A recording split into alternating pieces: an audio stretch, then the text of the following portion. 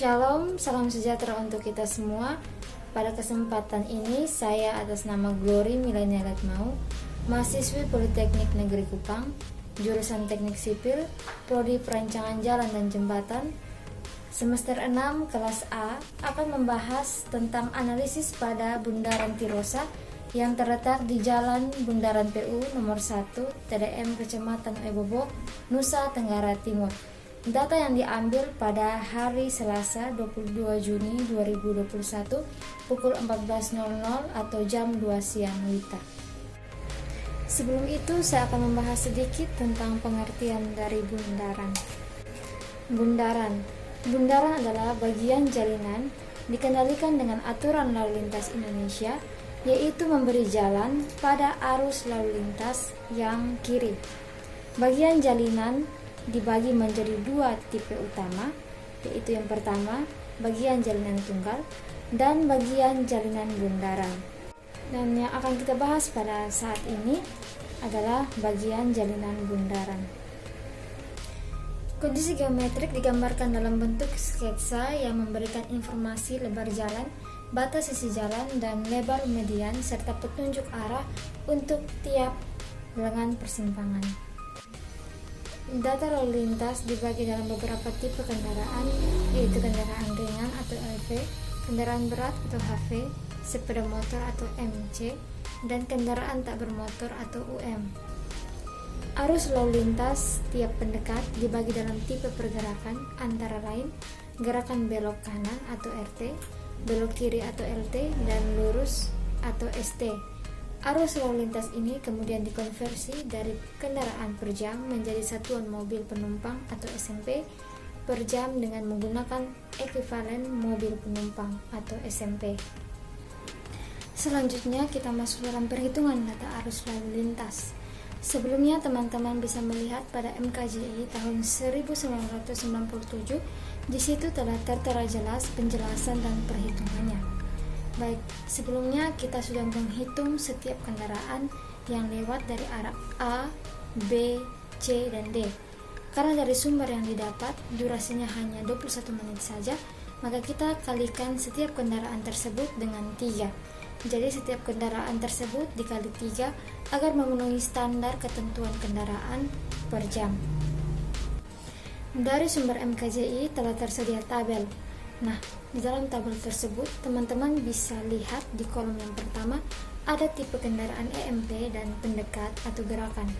Jadi, teman-teman bisa masukkan jumlah dari setiap kendaraan yang tadi sudah dihitung dengan masing-masing arah dengan keterangan belok kiri atau LT, belok kanan atau RT, kendaraan lurus atau ST, dengan jenis kendaraan yang melewati bundaran yang terdiri dari kendaraan berat atau high vehicle atau HV, kendaraan ringan low vehicle atau LV, sepeda motor atau motorcycle atau MC, dan kendaraan yang belok arah atau UT, kendaraan ke dalam tabel tersebut. Selanjutnya, jumlah dari setiap kendaraan yang ringan yang belok ke kiri, lurus, kanan, dan putar balik kita kalikan dengan EMP 1,0. Dan setiap kendaraan berat yang belok kiri, lurus, kanan, dan putar balik kita kalikan dengan EMP 1,3.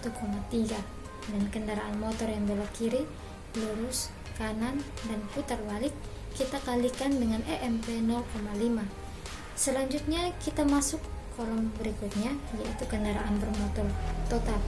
Jadi setiap kendaraan yang kita masukkan dan yang telah kita kalikan dengan masing-masing EMP-nya kita jumlahkan. Jadi untuk kendaraan per jam kita jumlahkan masing-masing dari kendaraan per jam untuk kendaraan berat, ringan, dan motor. Begitu sebaliknya dengan satuan mobil penumpang atau SMP, kita jumlahkan masing-masing. Setelah kita kalikan dan jumlahkan setiap kolom dari kendaraan tersebut, kita totalkan masing-masing dari arah dan jumlah dari semua kendaraan. Kolom berikutnya bagian K dari jalinan AB, BC, CD, dan DA. Lalu di bawahnya ada keterangan arus menjalin, yaitu arus lalu lintas yang saling bertemu dan arus total, yaitu titik pertemuan dari tiga pemisah arah. Untuk mempermudah pengisiannya, teman-teman bisa melihat pada tabel yang telah disediakan pada MKJI tahun 1997. Saat bagian A, teman-teman telah masukkan data dan hitung. Kita masukkan data bagian B, C, dan D dengan cara yang sama pada bagian A. Setelah semuanya telah diisi, kita lanjutkan dengan mentotalkan setiap bagian jaringan tersebut. Lalu selanjutnya untuk mencari rasio menjalin, kita ambil data dari setiap jalinan yang kita totalkan.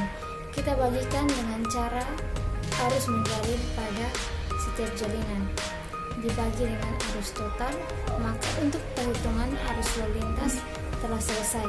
Selanjutnya kita masuk dalam parameter geometrik jalinan. Pada tabel parameter geometrik jalinan, di situ pada setiap tabel kita masukkan bagian jalinan AB, BC, CD, BA dengan masing-masing ukuran jalan. Selanjutnya kita mencari rata-rata dari setiap ukuran pendekat 1 dan 2.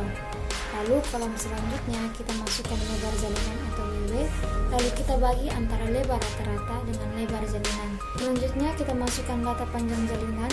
Setelah itu kita bagikan data dari lebar jalinan dan panjang jalinan. Selanjutnya kita mencari kapasitas. Teman-teman bisa masukkan perintah yang telah tertera pada setiap kolom yang disediakan pada MKJI. Lalu kita masukkan setiap bagian jalinan, lalu kita masukkan nilai faktor WW dengan rumus 135 dikali dengan lebar jalinan yang tadi sudah kita cari nilainya pada perhitungan parameter geometrik bagian jalinan. Lalu kita pangkatkan dengan 1,3. Selanjutnya untuk mencari faktor WE dibagi WW, yaitu 1 tambah nilai WE bagi WW yang sudah kita cari dibagi dan dipangkatkan 1,5. Lalu selanjutnya kita masuk pada perhitungan perilaku lalu lintas. Di sini kita masukkan bagian jalinan, lalu kita menghitung arus jalinan Q SMP per jam dengan cara kita kembali ke perhitungan awal faktor A. Kita ambil nilai dari jumlah arus total AD, lalu kita masukkan ke tabel tersebut. Begitu juga dengan bagian jalinan BC, CD, dan DA. Yang kedua, kita mencari derajat kejenuhan atau DS dengan cara kita bagikan nilai kapasitas C dengan Q. Lalu tundaan lalu lintas atau DT kita lihat dari nilai DS. Jika nilainya lebih besar dari 0,6, maka kita kalikan dengan rumus di atas. Karena di sini DS yang dapat lebih besar dari 0,6-nya, kita hitung berdasarkan uraian di atas. Tundaan lalu lintas kita kalikan nilai Q dan DT. Lalu untuk mencari penilaian Q per persen, kita lihat pada rumus yang ini. Lalu kita masukkan ke dalam tabel.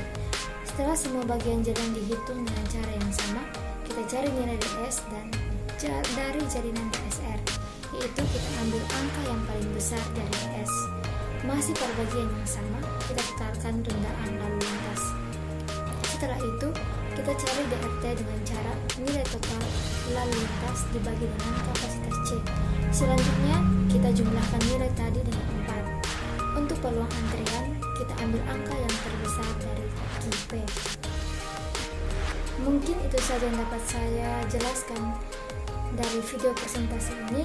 Mohon maaf bila ada salah kata atau kurang jelas dalam penjelasan tersebut. Sekian presentasi saya, terima kasih.